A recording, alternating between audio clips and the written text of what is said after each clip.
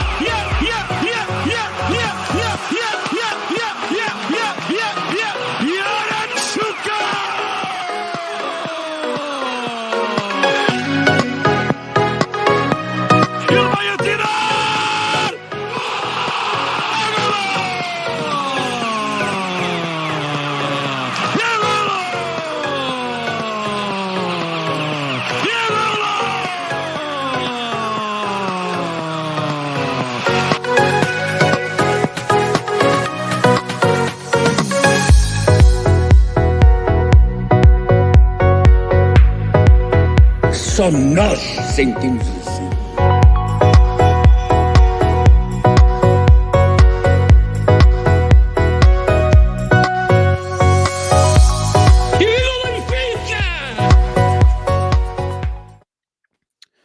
Good evening.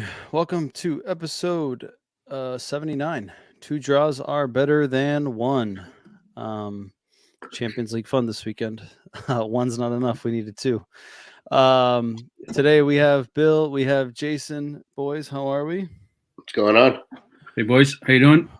Good. We also have Kenny's supposed to join us and Oscar's supposed to, but he may not join us. But of everyone in the group, those two are very consistent and they're normally the late ones to everything. So why change now, right? There's no point in changing it now.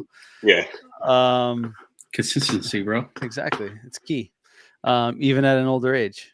Yep. We have quite a few things to talk about today. We got Famalicão 1, Benfica 4. I did see Paul's name pop up on the viewers list here. Paul, I hope you got your Famalicão stuff on like you did this weekend, you said, for the game. Hopefully it's not too dusty when you put it back in the closet after they got smoked. Andy's already leaving comments. Let's see. Good to see everyone is busy. He meant to say isn't busy this time. We got Champions League draw, or 2 draws to be specific. We'll talk about that. What your thoughts were: incompetence, human error. Did you like the first draw better than the second draw? We'll touch quickly on Otamendi's situation. He was assaulted at his home at the late hours or the early morning hours following the victory against Famalicão. There was some interesting, I guess, details that came off the back of that. So we'll get your thoughts on that, how it may impact him. Quickly touch on JJ's suspension. 46 years later, they finally determined what they wanted to suspend him for. We'll talk about that. And then our out of context topic for the end is the MLS. For us here in the North America region, Major League Soccer, get your thoughts on, is it going to the top or is it just going to continue to be an outsider as it relates to major sports here in the U.S.? And I have a couple of reasons and thoughts around that. So we'll finish off with that. Everyone in the chat, feel free to join the conversation, share your thoughts in regards to the topics that we discuss, your opinions, your insults, whatever. Put it on the comments. We'll take a look at it. Maybe we'll answer your questions. E para a malta que esteja a ver em português, esteja à vontade. Podem deixar os vossos comentários no chat e vossas sugestões ou perguntas e nós iremos falando sobre isso. So, we're not going to wait for the other two to join. We'll just jump right in. Benfica, or Famalicão 1, Benfica 4. Benfica started pretty much with the usuals. Back 3, André Almeida, Otamendi, Vertonghen, Odysseas in goal. Diogo comes back into the 11 after being out for quite a while with an injury. João Mário, Weigl in the middle, Grimaldo on the left. Rafa, Darwin, and Seferovic. A game that started off well in the first half and the second half, but I'll let you guys get into that and I'll ask my questions. So I guess, Jay, I'll start with you. What were your thoughts on the game? And then my question to you is going to be on Rafa's assist. I use the term loosely. To Darwin's second goal. Did you think it was a pass or did you think it was a shot? So regarding the game, I thought Benfica played pretty well overall. I thought the score, Famalicão played pretty good. I mean, they had their opportunities too.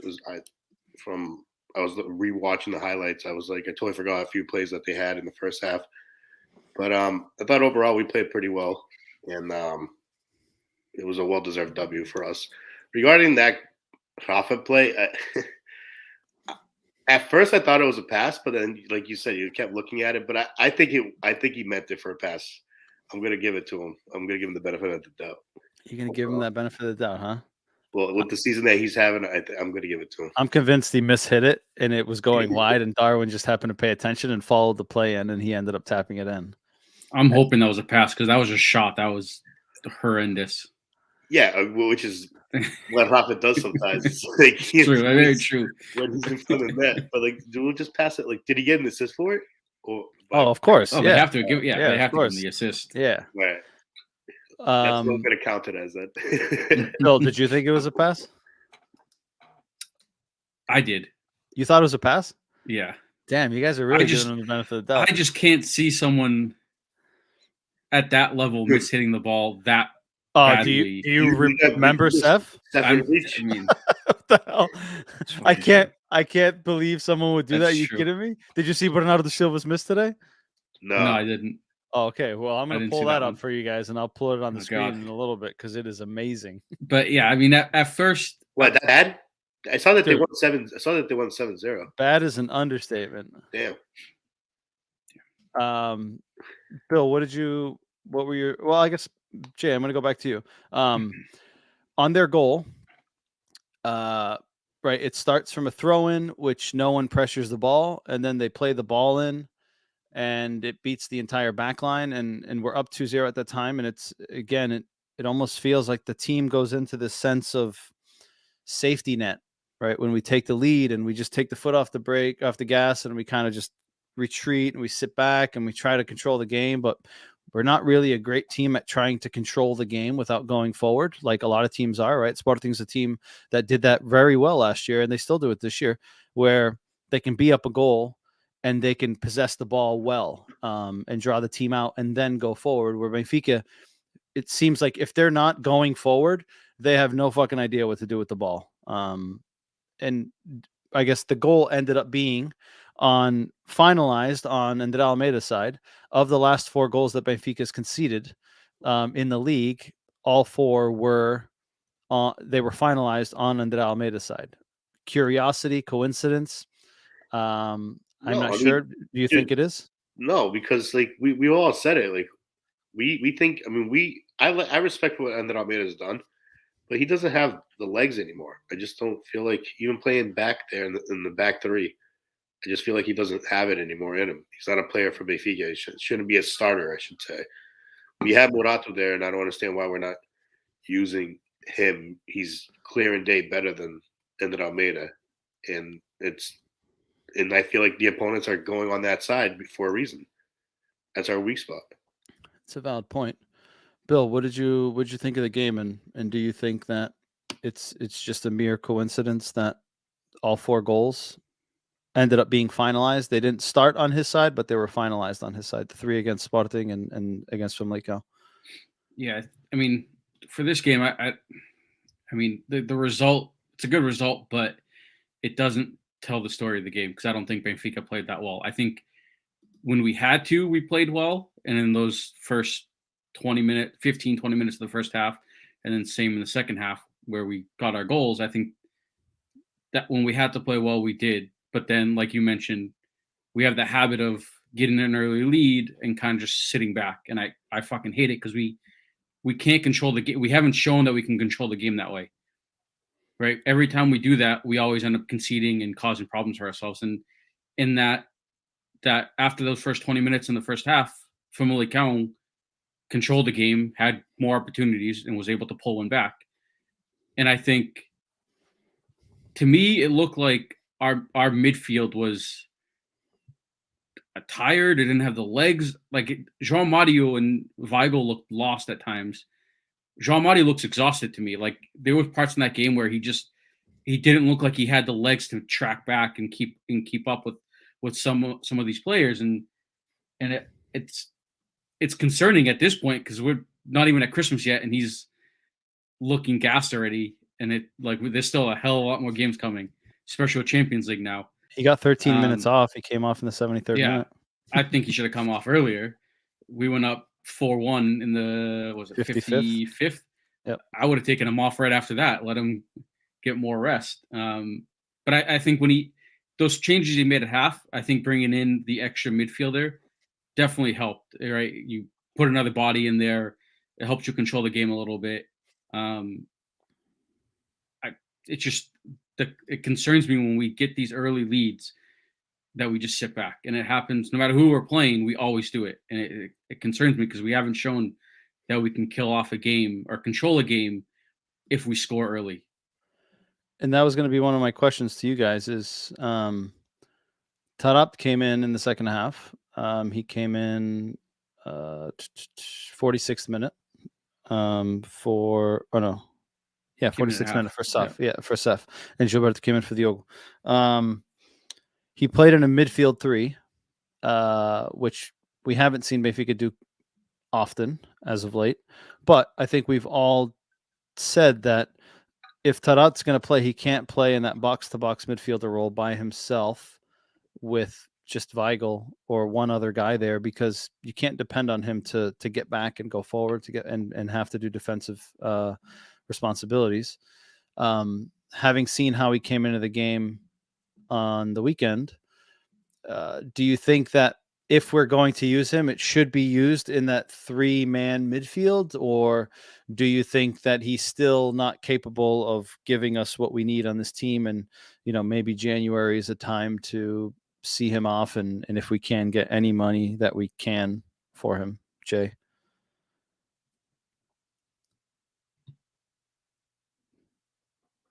You thinking? You stumped him. You're muted. Oh, you're muted. Oops. We're talking about Tarab, right? Yeah. Yeah. I think that he would actually be pretty good in the 3 in the midfield. Probably put less pressure on him defending with having those 3 guys working there in the midfield with him. I think his time is up. I've never been a fan of Tarab. If we can get anything for him, then obviously I would like to see him go. To be honest, I would like to see Jetson start playing. I would like to see some of these. I know, I just want to see someone or the kid Paulo Bernardo, or whatever his name is. I'd rather see someone like some of these kids that I just feel like they probably give more than what Tarab gives. Like, we already know what Tarab's going to give us on the field after all these seasons. So fair. Bill, are you of the same opinion? I mean, if there's any role he's going to succeed in or play well in, it's that role, right? Where you have 2 midfielders behind him, right? You have the Trinco, the number 6, and then you have your box-to-box, and then you have him kind of playing in that number 10 role where he can kind of just roam, and he doesn't necessarily have that responsibility of getting back and getting up. Like, he can kind of lax on his defensive duties a little bit. So if there's any role that's going to get the most out of him, I think it's that one. I'm kind of where Jay is at this point too with him. Like, he's been here long enough. We've seen enough. And it's like, we know what we're going to get. We might get a little bit more maybe, or it could be really bad. Dude, I'd rather see. Hey, Bill, we could get a nutmeg in a game, dude. Yeah. I mean, I'd rather see like Paulo Bernardo or PZ playing there. Like, I think Oscar, give Bill his microphone back. Don't say PZ. I mean, hey, I think PZ's definitely more of a threat going forward and at net. But he gives you the same amount going back. Right, but if you have the 2 other midfielders there, that's what I'm saying, in that role. Oh, okay, in that role. If I'm picking in that role, like, PZ can play that role like that. We've all agreed that if PZ is going to flourish, it's going to be in that type of role where he doesn't necessarily have to work and track back. He has more kind of lenience on his defensive duties, and he can kind of just get the ball and create going forward. But Bill, Joey, or Oscar, give Joey's Facebook back. Oscar's making Oscar's comments hacking on everyone Joey. today. Yeah, Oscar's on his own account. Look at it. Nusabs, he's on Joey's account. He's got Bill's microphone. I saw you shake your head, Jay. What do you think to Joey's comment? Best baller. Who's he? Is he talking about Tarab? No, he's talking about Pizzaldinho. Who do you think he's talking about? PZ was good for Benfica, but like there's so many players I would put in front of PZ. Like I can like Niku, Jonas, Enzo, like so many players. Yeah, if you're talking best baller, there's a lot of Oscar's fingers are on Niku, fire right Niku now. Like Sending that, a message. Niku like that might be my favorite player in a long since like João Vieira Pinto or Manuel Fernandes. Like Niku could I love Niku. He was Niku nasty. Was yeah, he was. Before I ask the next question, I'm going to bring this up on screen. Hey, he's playing with Moxie. Peñarol. Yeah. They just won the title. That's sick. I'm going to show this here. This is what's his name's miss. Let me make it bigger for you guys. Oh, you got Bernardo Silva? Yeah, look at this disaster. Wait, is there? Oh, jeez. Didn't who was it? Pot miss one like that, right? Over the weekend? Yeah. His was a little further out, but same shit. That's bad. Terrible. That's bad. But they went on to win 7-0. 7, yeah. So that's bad. That's a bad miss. That's it's pretty bad. I mean, it's When on I his saw right it- foot, weak foot. Oh no. No. No. Dude. You don't tell me you're gonna give Rafa the benefit of the doubt for a player at this level. You're gonna say on your right foot. Oscar No, said, he should have definitely buried that. oh, 100%. Oscar said, yeah, Kraka Peñarol, Jay, nothing to be love on Twitter, by the way. I don't know what the hell that means, Joey. Jay, do you know what he's talking about? Oh yeah, me and him went back and forth on. JJ. Okay. All right. He's a JJ hater, and I'm not. Yeah. Speaking of JJ, okay, you weren't here last week to defend yourself, so I'm going to ask you to defend yourself now. Is after the nightmare that we witnessed tactically against Ruben against Sporting, do you still undervalue Ruben in comparison to JJ after what you witnessed? I think Ruben's a good coach. I just think JJ's a better coach. Like even after what we witnessed. Huh? Even after what you witnessed? Dude, like, we missed. Was our game plan really that bad? Like we missed some sitters again in that game. We did, but we played terrible. Like So I get bad. we missed chances, but we played terrible. Like Ruben came into the Stade de Luz with his two best players missing, arguably. Dude, Mitu. And when did I tell you? And by the way, you brought up that question. Did you guys bring up the question about Mitu's? We did. We spoke about him the other day and how well he did. Put on a fucking show. And I told you, I would rather pick him than go back to the dude. Shut up. Why is Oscar on? By the way, what's he doing? Come back. Come on, talk. He said he just got back. He must be like folding laundry for your cousin or something, making dinner. Yeah, I just thought that game against Sporting, when a manager with much less experience goes into his rival's stadium with his two best players missing and tactically gets it spot on, completely tied JJ in knots, that he wasn't even able to get a reaction, I thought was a bad look. I didn't think it was as bad as you guys are saying, but I'll give him Ruben definitely outcoached him in that game. Paul, send him messages here and let him know what your opinion is on that, because I know you're talking to your phone right now. So in terms of this game against Famalicão, one other topic that I wanted to touch on here is Darwin Nunez, hat-trick hero. He has he's talking about the other Nunes. Paul says Nunes and Ugarte made Benfica look silly. They did. They did. Very much Sid. Where was Real Mario in that game? Nowhere. He got fucking assaulted in the first 90 seconds. Yeah, dude, he was getting fucked up. I think they got in his head. The first 90 seconds, he was like, fuck this, they're gonna kill me. So let me just relax. Seriously. Darwin Nunez, he has reached the same goal tally that he had all of last year. This year he has 14 goals, 2 assists in 1,213 minutes. Last season he had 14 goals, 12 assists in double the time that he has this year. So, Jay, I'll start with you. Are we starting to see, and correct me if I'm wrong, but I believe that you were one of the defenders. I think Oscar might have been the only one that was not giving him the benefit of the doubt in our group. Shocker. Because he's the realist. That's why he's the hashtag realist.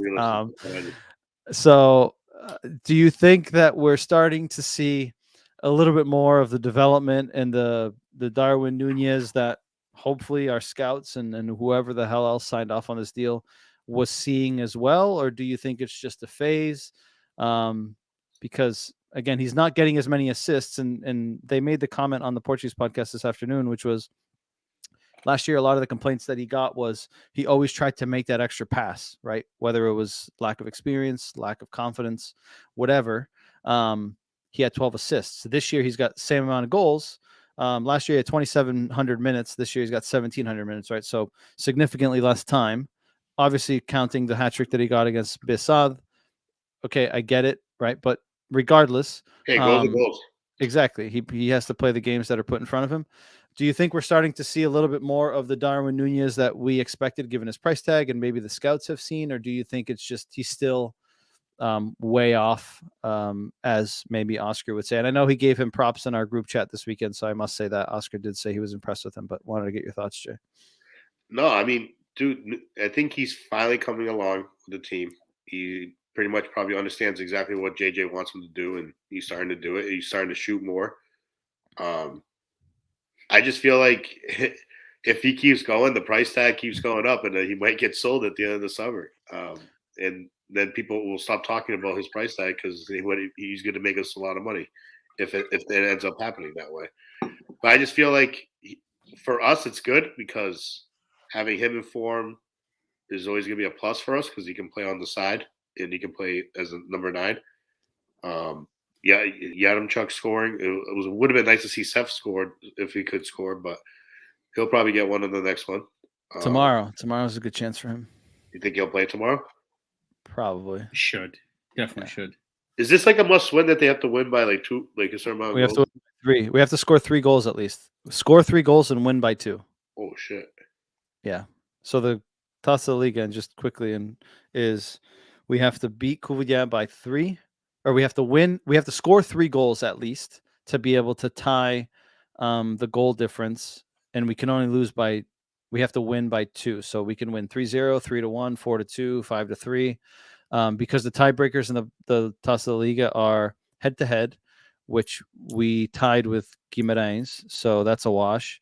Then the second one is goal difference and goals scored, and then the third tiebreaker is average age of the players used in the tournament, which is like the weirdest fucking tiebreaker. Shut up. Yeah, and we would lose. And we would lose it, so that's why we have to score 3 and win by 2. What a stupid tiebreaker. Only in Portugal would they have that fucking tiebreaker. They should put the 4th tiebreaker. You flip a coin. Oh, rock, paper, scissors. That is some bullshit. Yeah, it's weird. Yeah, so I would imagine that he's going to start tomorrow. Yeah, but I mean, I feel like Darwin is coming along with the team. I have a lot of confidence in him. I've always had it. I feel like we always saw glimpses of it, and now he's starting to put a few games consecutive under his belt. And just hopes it keeps on rolling because it ends up the season with 30+ goals. Bill, do you agree? And I know that there were rumors that Newcastle had made an offer for Darwin for 50 million. Do you think he's one of those players that could make us significantly more? Right, we paid 25. For a player of his age and what he's shown, I personally think that pulling the trigger on 50 million, I think would be a massive mistake for Benfica, especially at his age and going to the Premier League. Like, he could easily explode. I mean, I wouldn't be. I mean, if João Felix went for fucking 125, 125, and right? he played 6 months, Not 6 even a full good months. season, 6 months, half a good season. He started in January. Yeah. Yeah, never had a full season. Do you think that, one, do you agree with what Jay said? And two, do you think it would be premature, and would you prefer to see him maybe stay one more year? Billy, Yeah, I think we're Billy, talk to your Russian friend over there in Chelsea. They got money over there. Yeah. Tell them to fuck it over. Don't worry, they'll spend it. Send him an SMS. I think we're definitely seeing him take like that next step, right? In front of net, he's definitely been more lethal than he was last year. We've still seen like glimpses of stuff he needs to work on, like his footwork, right? Like receiving the ball, taking someone on one-on-one. Like we've seen him stumble and look like he's. Although he had good footwork on that first goal. He did. Nice knock past the defender. Nice finish. No, I agree. Like we've seen improvements from him, but consistent. we're still seeing the stuff we saw last year where we were all questioning like, what the hell? How is this guy even playing? But he's definitely in front of net, and again, he's a striker, so in front of net is where it all counts. We're definitely seeing him be a little more greedy and take the shot rather than pass it. Last year, like I think it was the first goal. Last year, he might have passed that to Seth. Seth was calling for it. He probably would have passed that, right? Yeah. This year, he takes the extra touch and whips it far post. Or even his third goal. Rafa gave it back to him. Yeah. Last year, he probably would have passed it back. It would have been like back and forth. Like, no, you take it. No, you take it. So, I mean, I think we're definitely... he finished with his left foot. With his left, yeah. And Oscar gave him credit for that. So, yeah. Oscar's always talking shit. Use your left foot. You have 25 million. Use your left foot. Yeah. It was a nice finish. So, I think we are seeing him play better because he has more confidence and he's taking those chances in front of net instead of passing him up like he did last year. And I think at the beginning of the stages of this year, he did it a few times. But I agree. If like that Newcastle rumor of 50 mil, I think that's I don't love selling anyone in January, especially now that we made it through Champions League. We got Ajax, and we'll obviously touch base on that further on in the pod. But I don't like selling someone that's so important to our squad in January. Especially, 50 mil is a nice little profit, but he has the potential to go for a hell of a lot more. No, we're not going to sell him in January. If anything, he gets sold probably at the end of the year. There's no way in hell they're going to rule. Even at the end of the year, do you think it would be unless it's just an astronomical number? It wouldn't. Unless it's 100 around there, then I wouldn't sell him at the end of the year. Benfica can't sell it's got to be over 80. Yeah, I think with that. If it's not in that region, then I wouldn't sell him. I'd keep. I personally think Man City might pony up and give us 100, but that's just me being wishful. That's my wishful thinking. Listen, they need an out-and-out striker because I don't think Jesus is good enough. And since Aguero left, they haven't really had that out-and-out striker. So there have been rumors that they've been linked with him, and his agent. I feel like every other day in the Portuguese newspaper, his agent's traveling somewhere, going to Lisbon, trying to talk about he's having dinners with this person, that person. Yeah. He's having dinners with everyone. He's basically trying to pimp the poor kid out. Let's see where he ends up landing him. Yeah, he's gonna get a fat payday. Wasn't that the same thing with João Felix?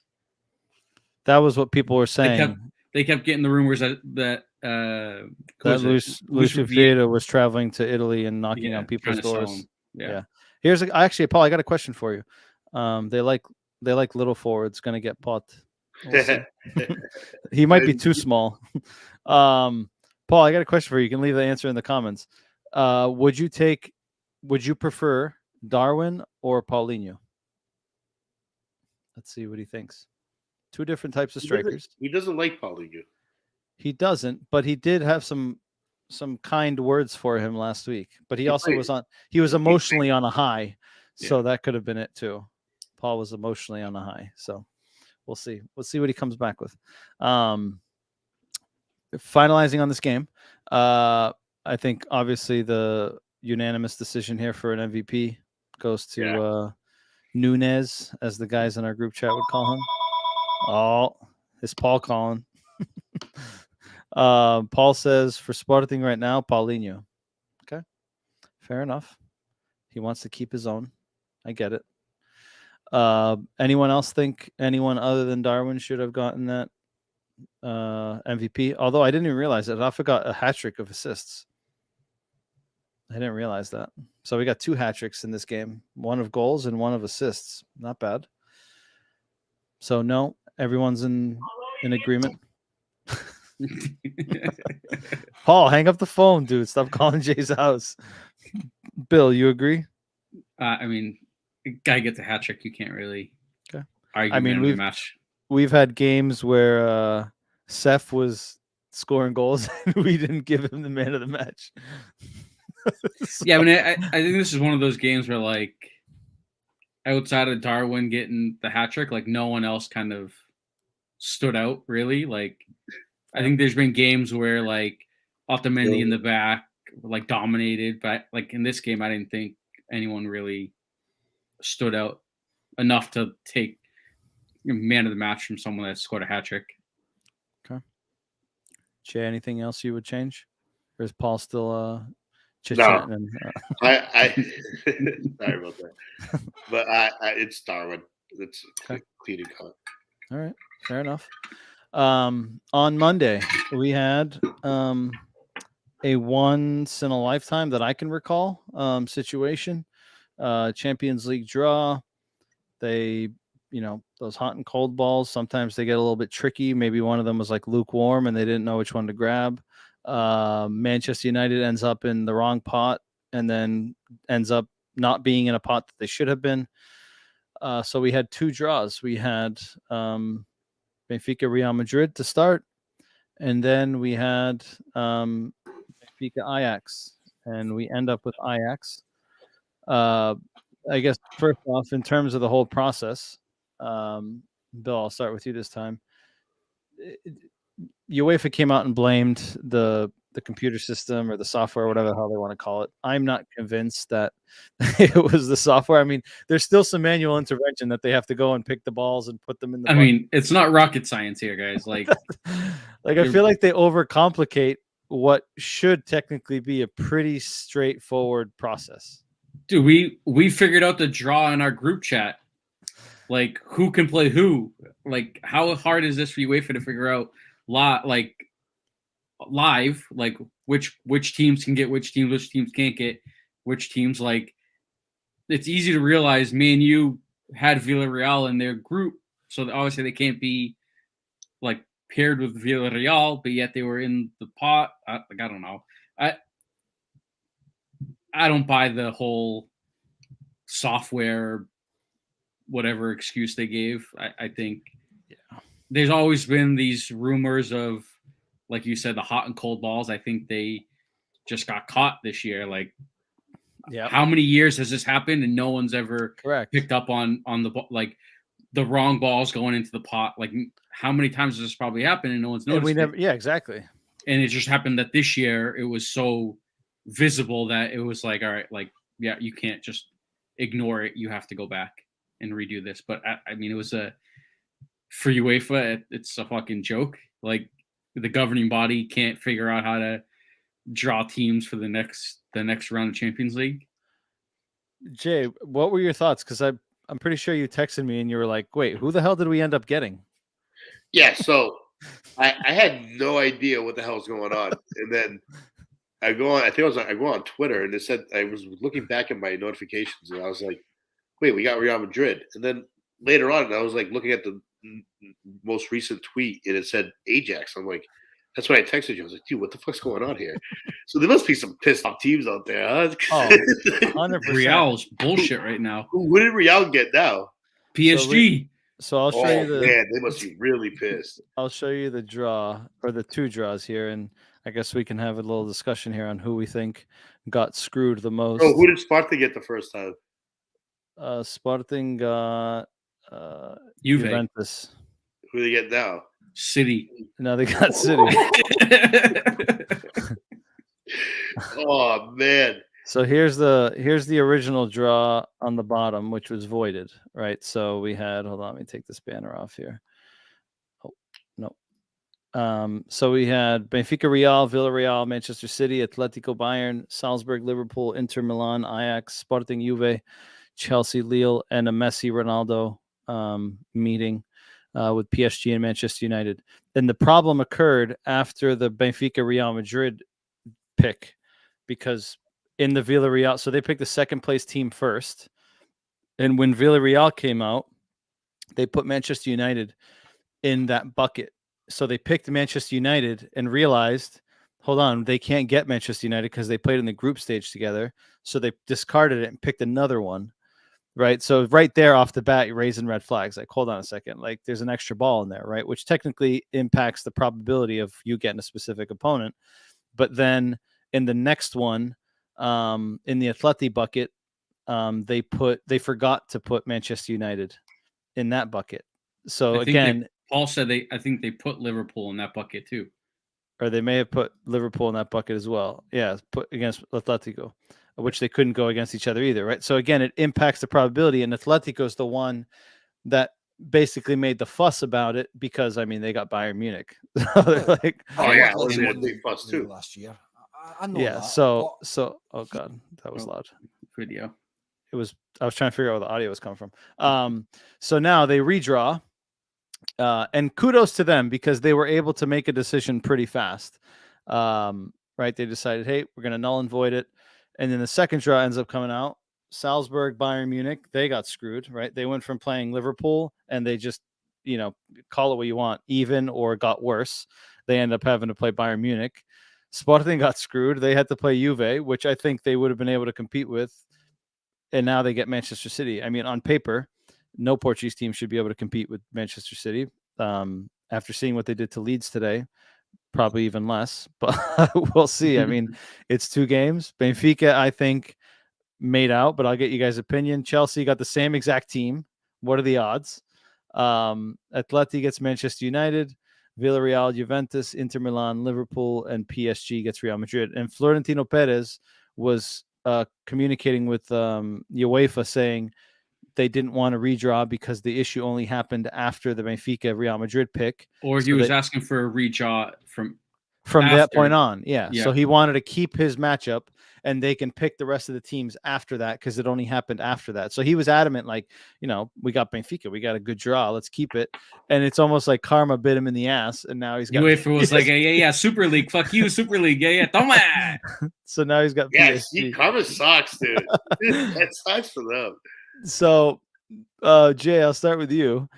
Do you think would you have preferred Real Madrid or prefer Fuck Ajax? No. I like the second draw. They should do this more often. I hope they fuck up next time too. I mean, fortunately, it worked out for us for Sporting. Not yeah. So I mean, dude, honestly, that sucks that they fucked up.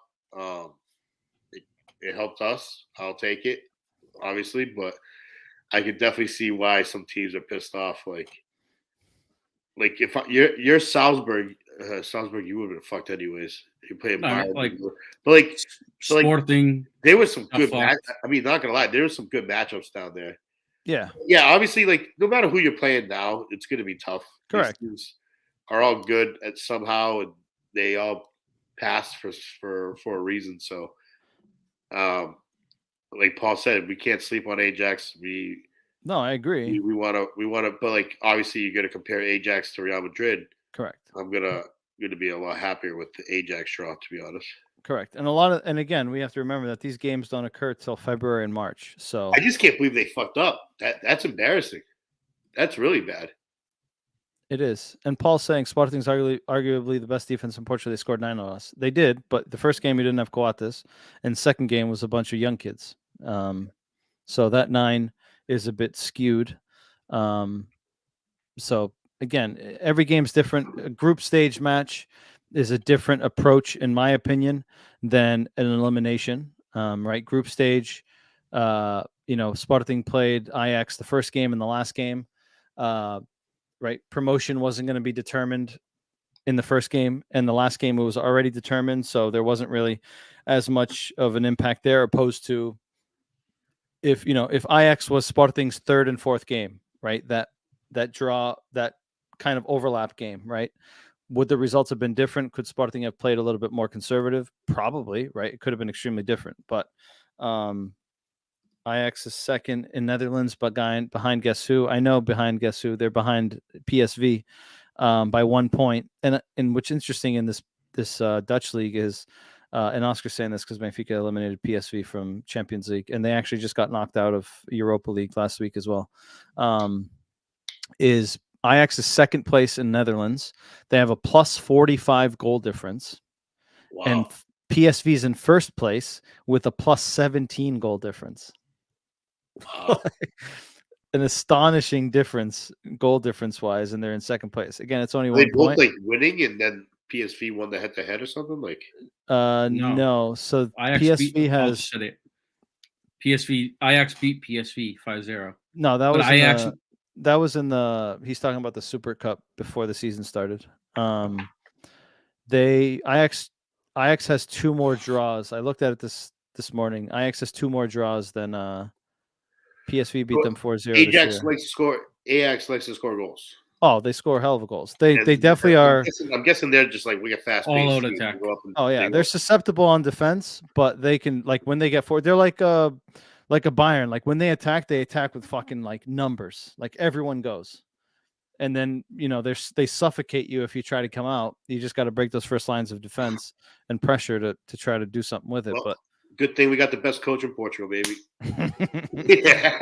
Because the second best coach couldn't get it done against Ajax. So we'll see if the best coach. Hey, we'll see. Again, it's a knockout game. Obviously, it's a different situation than Sporting had, but we'll see. But I agree with you. I think in comparison to what we had, I would rather Ajax. But I will also say that if I had to pick between all the opponents that we could have got, right, which are the opponents on the right-hand side here, my preference would have been Lille, obviously. Ajax. I would have then preferred Juventus, Manchester United, Real Madrid, and then pick your poison between Manchester City or Liverpool, because we couldn't get Bayern Munich. But I think even if we got Real Madrid, I think Benfica could have competed in that game. Could we have won? Maybe not, right? Because they're a different caliber of a club, different caliber of players. They have a different mindset when it comes to Champions League football. I mean, there's a reason why they've won 13 of them, I think, right? 13, if I'm not mistaken. 14? Something like that, right? But they've won the most, right? So there's a reason they know how to win this competition. They have a manager who's won the competition before. Bill, being a Real Madrid fan, are you preferred with the second? I'm happy that I don't have my, Benfica Real matchup where I have to obviously lean toward Benfica, but it would be nice if you assholes actually had to deal with that once. I feel like with me, Arsenal, I've had to deal with it so many times. It's so annoying. You guys don't have to deal with it. I'm happy I haven't had to deal with that. But I agree. I mean, if you had to pick between the first draw and the second draw, I definitely think the second draw gives us more of a probability to advance. I still think it's going to be very difficult because Ajax is a very good squad. But looking at the 2 draws, I definitely would pick that second one any day of the week. I want to do a little exercise here to see who we think is going to go through. And again, these games are in February, so it's right. We're most likely going to base it off of what we know today and where we think they're going to be in 2 months. But get your thoughts on who you think is going to go through. So Salzburg and Bayern, I think that's a pretty safe bet to say Bayern is going to go through here. Yep. Sporting, like 14 goal difference. Sporting Manchester City. Sorry, Paul. Yeah. Maybe this is where the cliff begins. Oh my God. Get the parachute out. This could go 2 ways here. Like Ruben could mastermind Dude, shut the hell I still think City goes through. I agree. But it could either be a smashing or like these games could be tight. Correct. Dude, Bernardo Silva is going to make don't forget 2012. Paul, but Manchester City's team in 2012 was nothing like it is today. Their striker was Adebayor. Like, don't even compare. You're comparing 2 things that are incomparable. Dude, City is going to smash. Okay, we'll see. I'm not sure. I think they will win comfortably. I think they'll win. I want Sporting to do good, but do you though? Yeah, because I want to see the Portuguese pass. You sure you want Sporting to do good? Do you know how much you're going to have to listen to Paul? Paul won't shut the fuck up. You got to think about that. You got to think about Paul. on that one. Yeah. We had Wolfswinkel. Yeah, I get it. But your team is better than what it was then, but their team is way better than it was then. I remember that Wolfswinkel guy. Yeah. All right. So Manchester City, Benfica, Ajax. I think it's going to be a really good competition, but I think Benfica should go through. I think we have a good chance in comparison to I'll go with Benfica. what we could have got. Still, Chelsea, Lille, motherfuckers, dude. 2 draws and they get the same exact team. Are you kidding me? Yeah, dude, they got some horseshoe up there. Oh my god, Reds or something. So Russian annoying, money, bro. Finals in St. Petersburg. That ball was really nice and hot. As our friend Pedro would say, lock it in. He can't even go watch it. Petersburg. He's not even allowed in his own country. Don't worry, dude. The guy's so corrupt he can't even go to his own country. Dude, he can't go to Russia and he can't go. I don't know if he's let back in England yet. He did. He ended up getting like an Israeli passport for him to go back to England. Guy's so corrupt. Atleti, Manchester United. Oh, look who showed up. There he is. He's always lurking. As soon as we're talking about Chelsea, there he comes. He gets alerts. He gets alerts on it.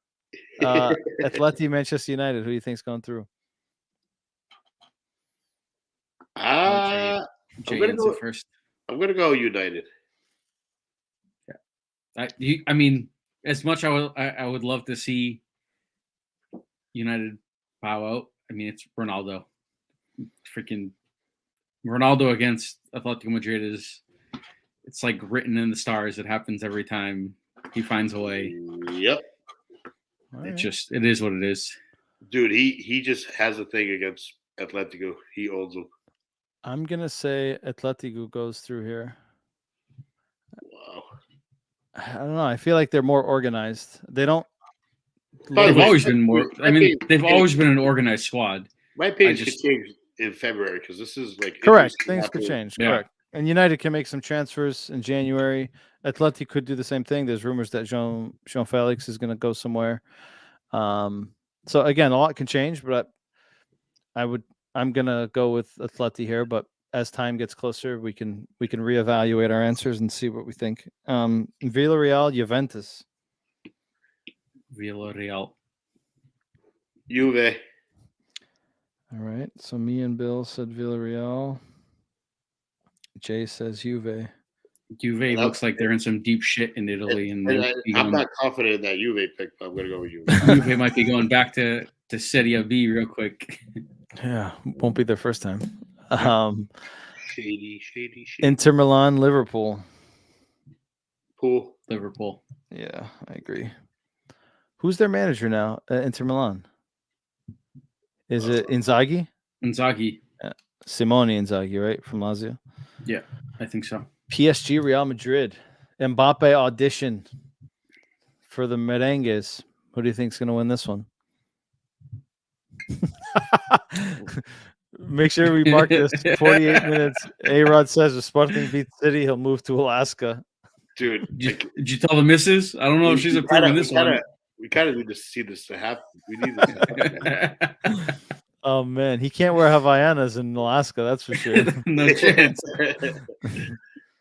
Chelsea kids aren't thick enough either. PSG, Real Madrid. Real. I just don't think that UEFA will take, I don't think they're going to let Messi get knocked out this round. I think they'll find a way to get Messi moved on. All right. Bill, the corruption happened. Something corrupted was going to happen in that series. I think PSG goes through too. I just think there's too much. I know Real Madrid's playing well, but I just think there's too much talent on that PSG team. That's crazy that one of those two teams. Benzema put Sergio Ramos in his pocket. I was just going to say Sergio Ramos coming back to Madrid not too long after he left. So should be an interesting match. I'm sure that was one thing he didn't anticipate to happen, at least so soon, is having to go back to Madrid after all the time that he spent there. All right, well, we have our predictions. The games, again, aren't until February and March. First game's in Lisbon. Second game is in Amsterdam. Oh, that sucks. I wish the first game was there. Yeah, we're the second place team, so it's not. And away goals don't count the same way as they used to. So a goal's a goal. It counts for one. Away goals don't count. So if kind of works out in our favor. So if it's a draw, you got overtime. It doesn't go Yep. down to who scored more away goals. So that could benefit as well. I don't know, but we shall see. Next topic here is quickly. Do you like that? Do you like that new rule change? I do and I don't. I would like it if it applied after if you had to go to overtime. Right? Because the way it works, like the away goal, right? Say you win 2-1 at home, 2-1 at home, and you lose 2-1 away, right? Even. Then you go to overtime.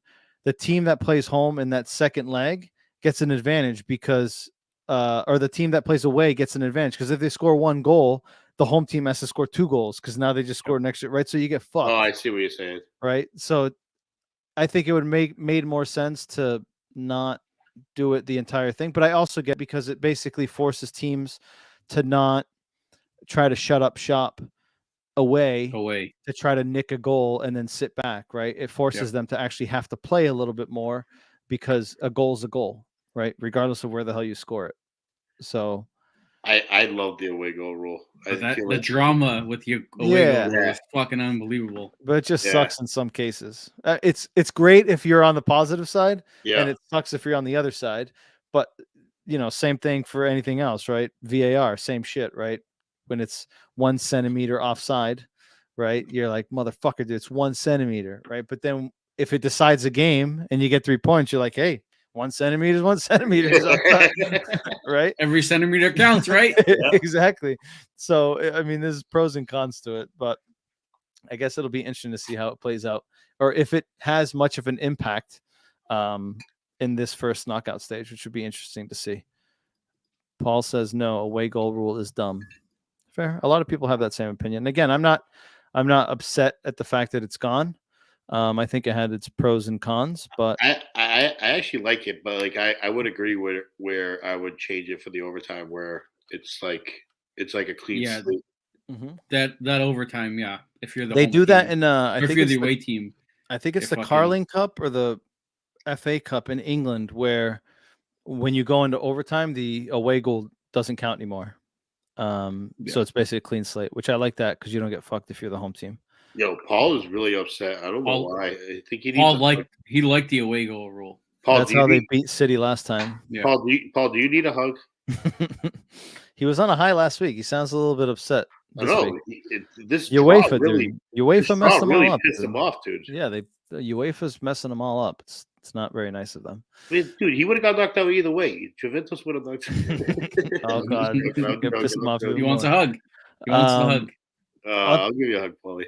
Otamendi was assaulted at his house. 4 attackers, they said. Apparently, it's this well-known gang that has gone to various places in Europe. They were apparently part of the ones that assaulted Otávio last year.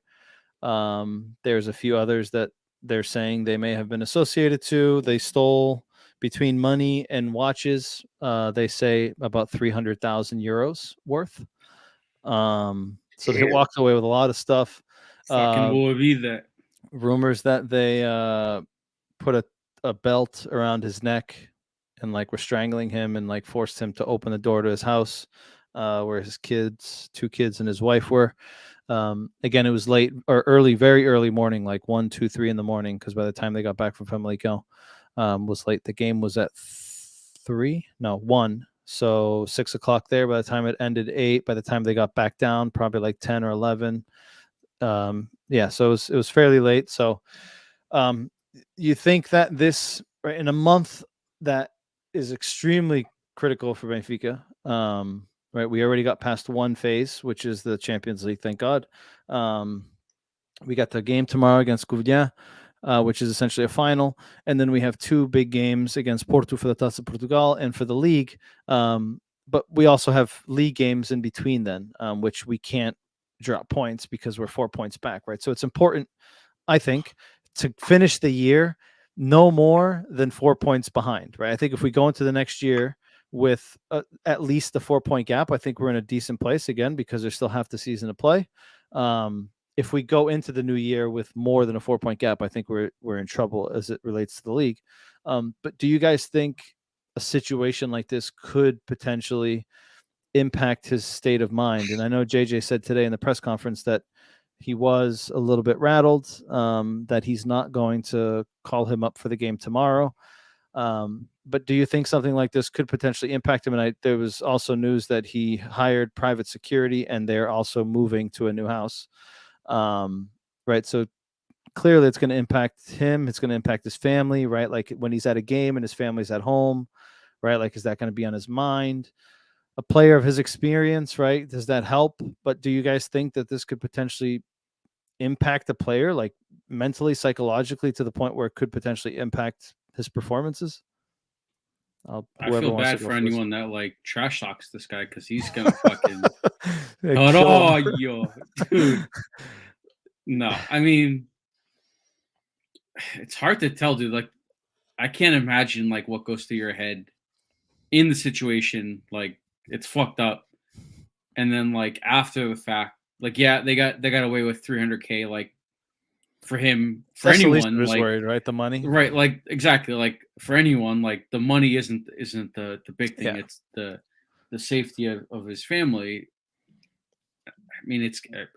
I think it will take some time, and I don't think he would have been called up for the game tomorrow either way. I think I agree. Tomorrow would have been a game to rotate, and he probably would have been one of those players to sit out. But I think it's going to take. It might take a few weeks for him to feel comfortable not being at home and kind of leaving his family with the security team that he's hired. But I don't know. It's tough.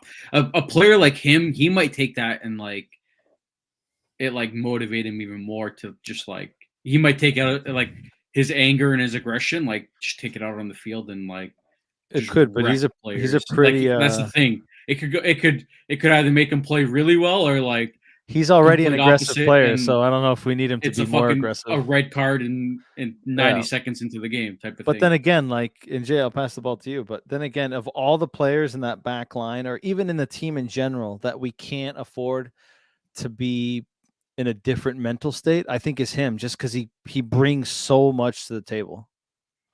Do you agree? Yeah. So, I mean, to be honest, I can't predict on how he's going to react and how he's going to play. I mean, that's until he plays, we're not going to know. I'm hoping for the best. Like Bill said, it's like I don't. You can't even imagine to going through something like that. Paul says, "Fuck up the Porto players. Reds for everyone." Guaranteed. If they start talking shit, I mean, I can see him losing his mind on the situational or in some situations where he probably would get a yellow that he probably gets a red now. And people are probably going to brush it off, but hopefully he doesn't. Hopefully he comes in and gets his rest and clears his mind. But I feel like no matter what, that's always going to be in the back of your head, especially going through an experience like that. I mean, I don't know how that would feel, but I would think that no matter what game he plays going forward, that's going to be in the back of his head. So it's just finding a way to play through it or finding the best way to play through it. Yeah, I was just thinking about, like, given his mentality, like how aggressive he is, like, and I think for any person really, like being put in that situation where it's like, I need to protect my family, but then like you basically got a belt around your neck and you got 4 dudes, who knows if they were armed. They had some sort of weapon. I can't remember what the hell it was, like a wrench or something like that. And right, like what kind of game members they have in Portugal? I don't know. They were the wet bandits, dude. Yeah, I don't want to talk shit because I don't want to check. They're gonna come to your house.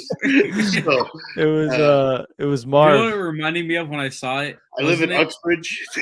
Wasn't it last year or the year before? The it was the Arsenal player that with Ozil. Wasn't it Ozil and Kolasinac? Yeah, and he fucking just jumped out of the car. Kolasinac jumped out of the car. Come on, let's go. But like, all right. Gabriel got assaulted 3 weeks ago or 4 weeks ago. The Brazilian center back from Arsenal as well at a gas station.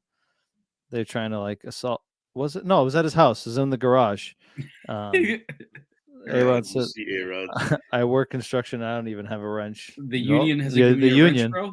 No, the Did union. they catch the don't guys pay. yet? Did they catch the guys already? No, No. They just know that there were 4 or 5, but they think that they were associated to some of the others.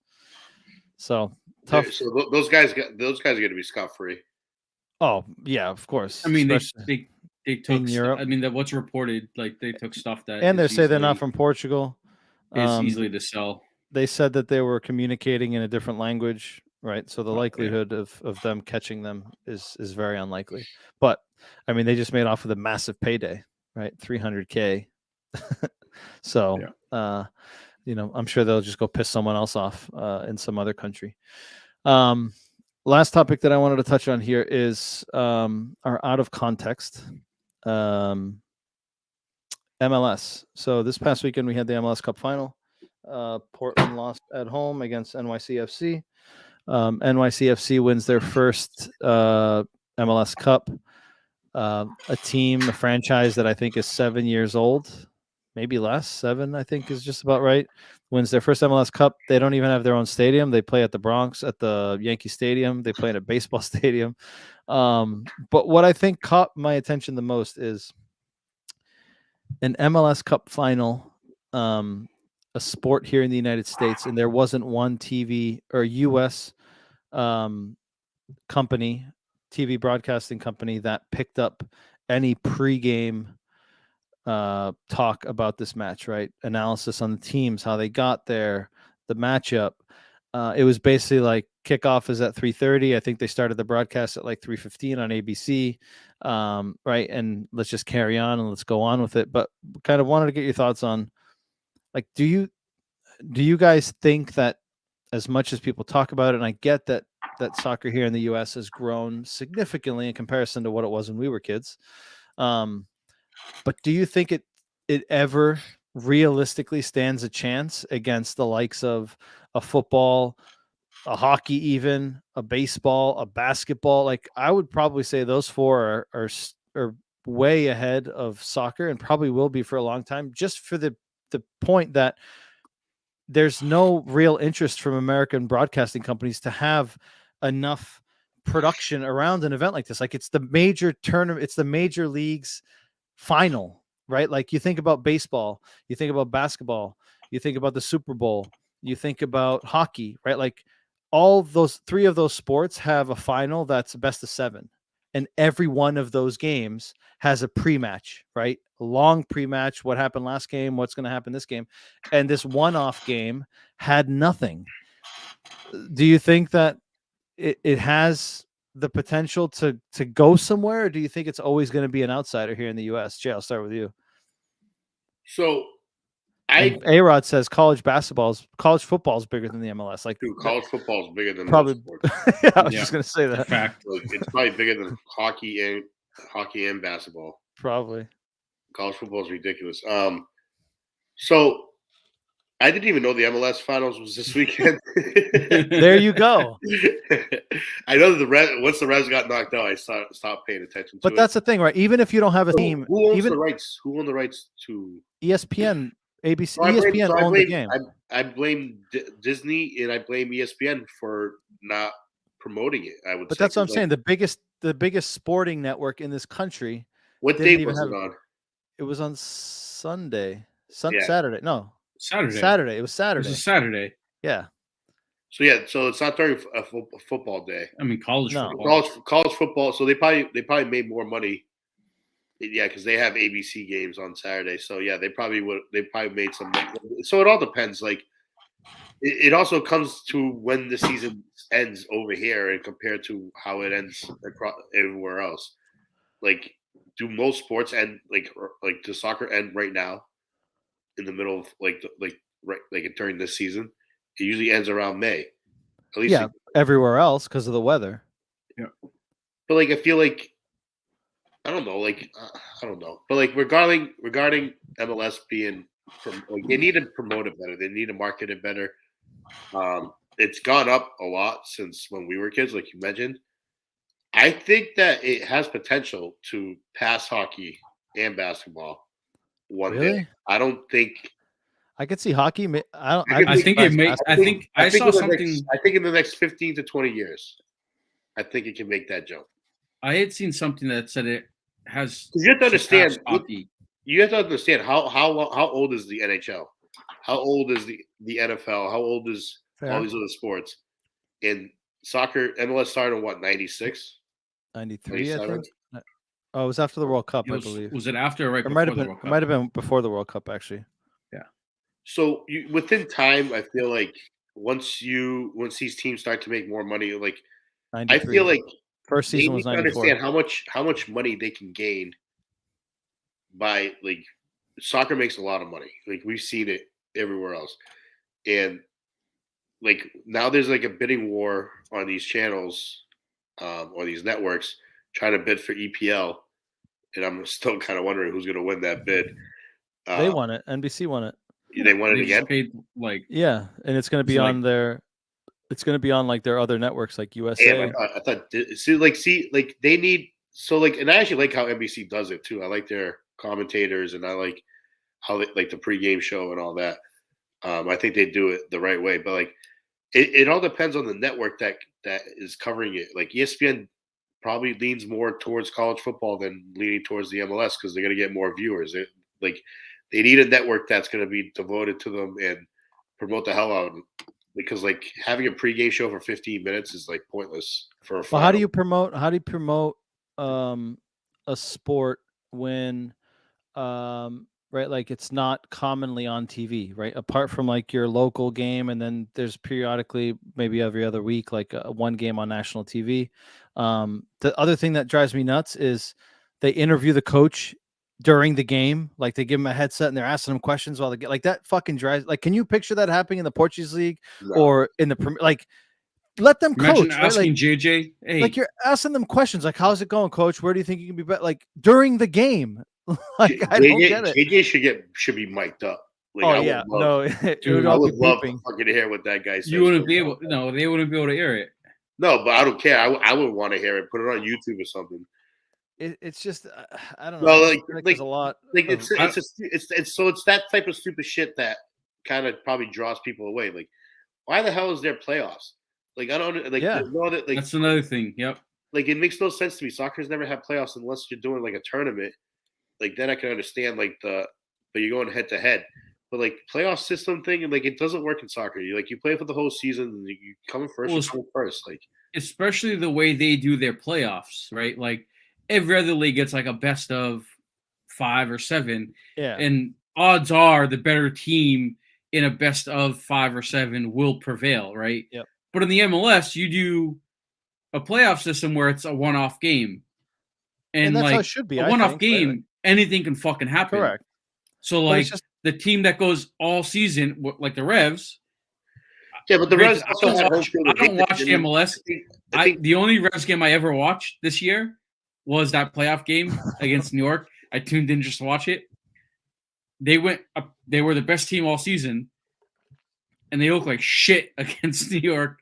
But that's another right? thing to add, right? Like the one-off game. We're adamant soccer fans, right? We'll watch the Premier League, we'll watch the French league, we'll watch the Spanish league, we'll watch the Portuguese league, right? And like the league in our own country, like there's a lot of people who are like avid soccer fans and they don't care to watch the MLS. Like, is that not another indicator? I mean, another indicator is your national team is in crucial games to make it to the World Cup.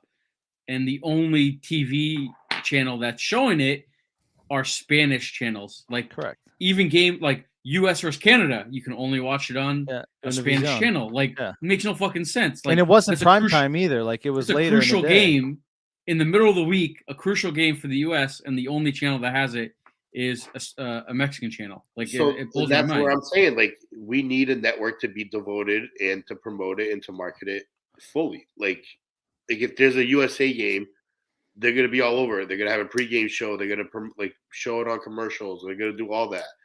Like, it's got to be on the network to do it as well. But do you think that'll happen? Eventually, someone will do it. I feel like. I don't think so. I just don't think so because there's too many competing sports. That's the thing. Yeah. Like, there's just so much going on. A-Rod says, "What do you think would have better ratings? MLS Cup final or the Army versus Navy game? Army versus college. Navy. Fact. And he said the Army versus Navy game sucks. Yeah, horrible. it's all running. But It's they all would have running better football. ratings.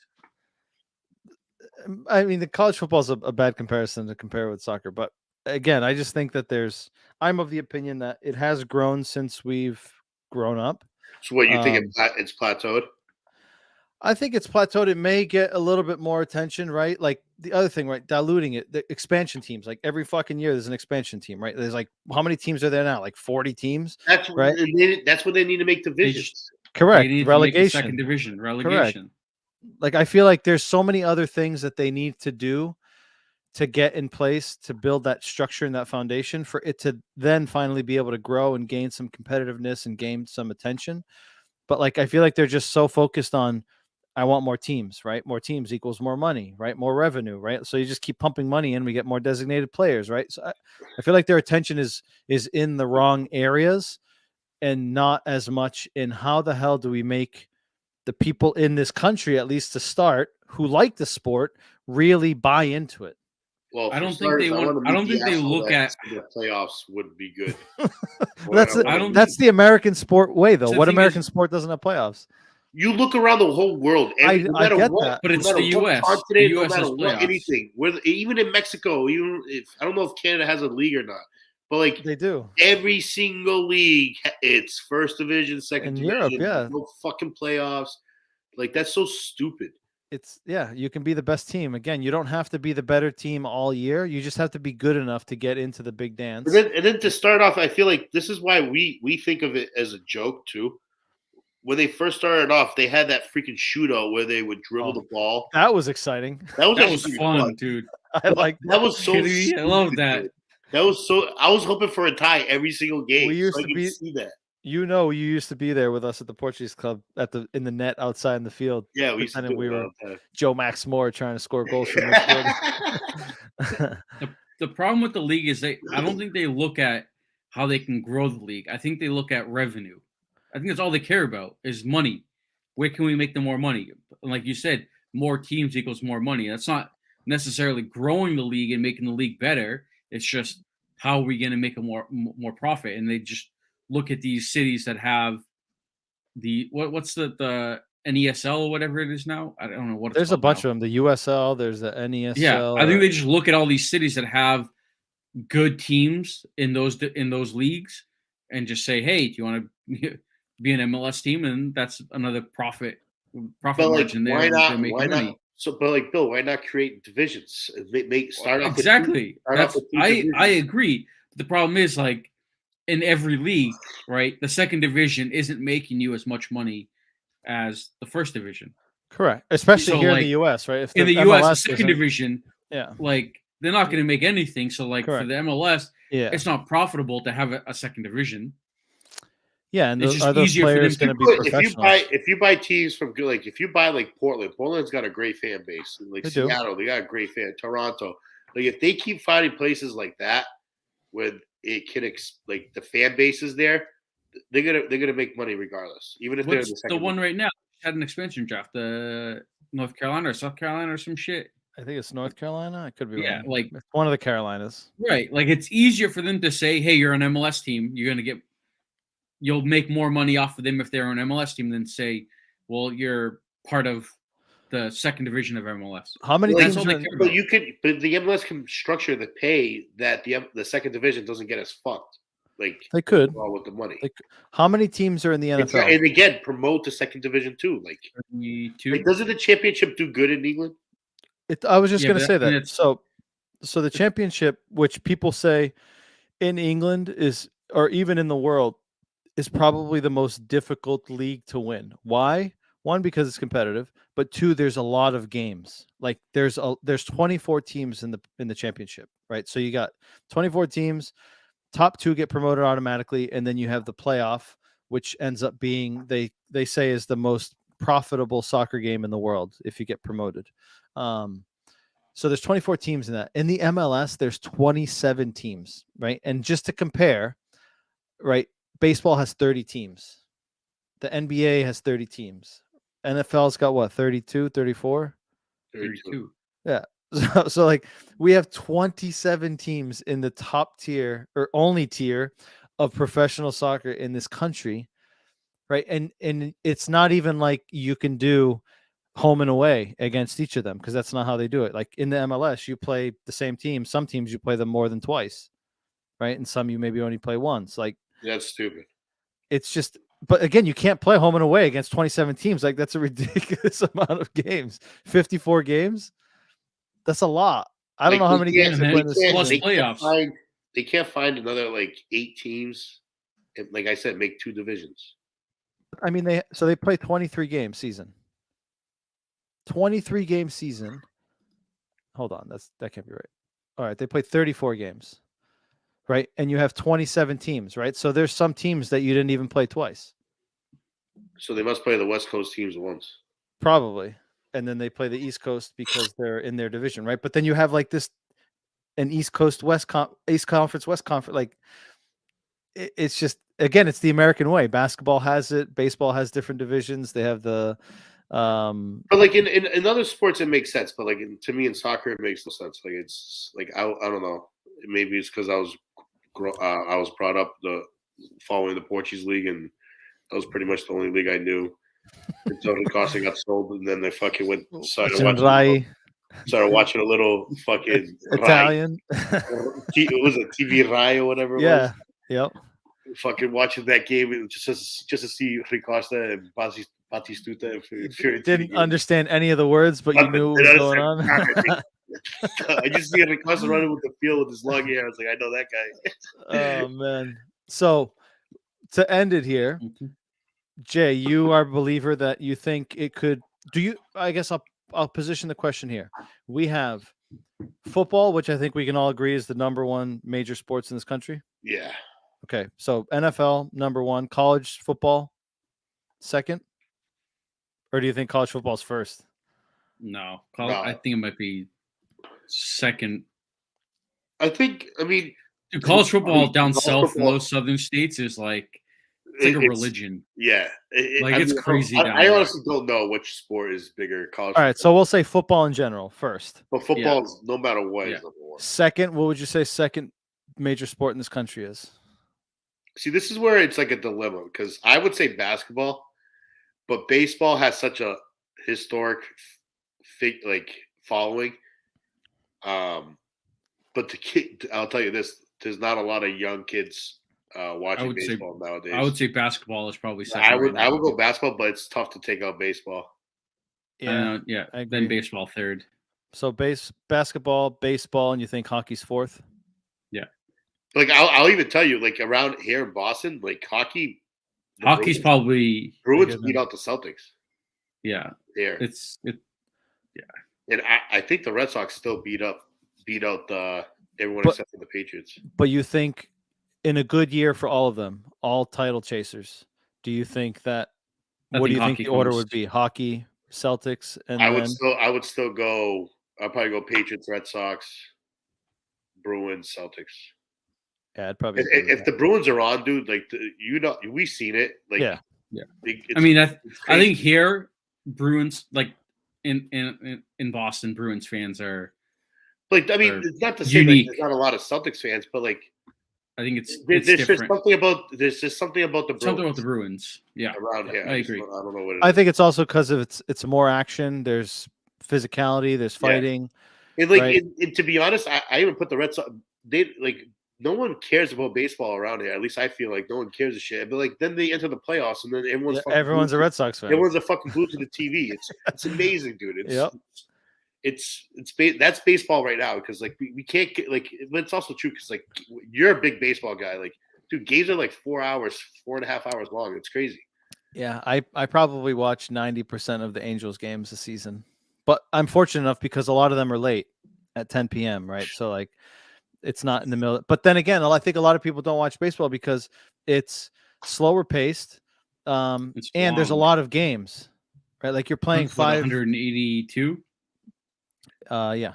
So you're playing a lot of games, right? Whereas hockey and basketball, you got a game and then maybe got 2-3 days off. So Jay, my question to you to finish this topic off is, so we agree that MLS isn't in the top 4 major sports in this country today.